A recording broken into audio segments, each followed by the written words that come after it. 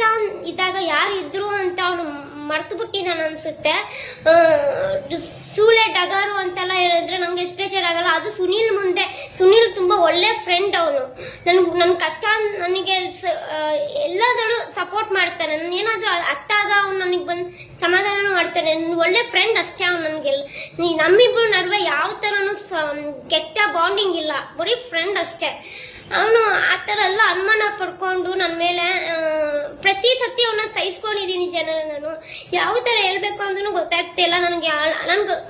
ಬೆಳಗಿಂದ ಹತ್ತಿ ನನ್ಗೆ ಸಾಕಾಗ್ಬಿಟ್ಟಿದೆ. ಇಲ್ಲಿ ಬ್ಯಾಂಗ್ಳೂರ್ ಬಂದಾಗಿಂದ ಬರೀ ಅಳೋದೇ ಆಗೋಯ್ತು. ಒಂದು ಸಲುವಾಗಿ ಬರೀ ಇದೇ ಆಗೋಯ್ತು ನನಗೆ.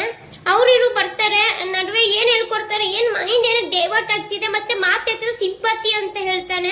ನನ್ ಯಾವ ಸಿಂಪತಿ ಕ್ರಿಯೇಟ್ ಮಾಡ್ಕೊಂಡು ನಾನು ಬಂದೂ ಇಲ್ಲ. ಜನ ನಿಮ್ಗೆ ಗೊತ್ತಿದೆ, ನಾನು ಸಿಂಪತಿ ಕ್ರಿಯೇಟ್ ಮಾಡಿ ಬಂದೂ ಇಲ್ಲ.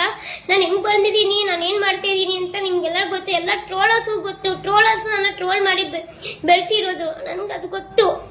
ಅವಾಗಿದ್ದು ಮುತ್ತು ಇವಾಗಿರೋ ಮುತ್ತುಗೂ ತುಂಬಾ ಡಿಫ್ರೆಂಟ್ ಇದೆ. ತುಂಬಾ ನನ್ನ ಮೇಲೆ ಅನುಮಾನ ಪಡ್ತಾರೆ. ಯಾರೋ ಬಂದ್ಬಿಟ್ಟು ನಮ್ಮ ಬಗ್ಗೆ ಇಲ್ದಿರೋದೆಲ್ಲ ಹೇಳಿದ್ರೆ ಅದೆಲ್ಲ ನಂಬ್ತಾನೆ.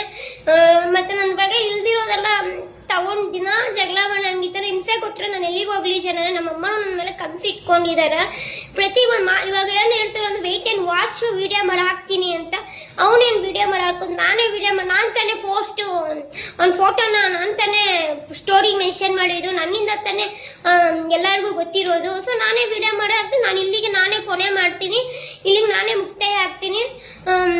ಬೇಡ ಬಿಡಿ, ನನ್ನ ಮನೆ ಬರೋದಲ್ಲ. ಅವನ ಹೆಸರು ಬರ್ದಿಲ್ಲ ಅನ್ಸುತ್ತೆ, ಬಿಡಿ.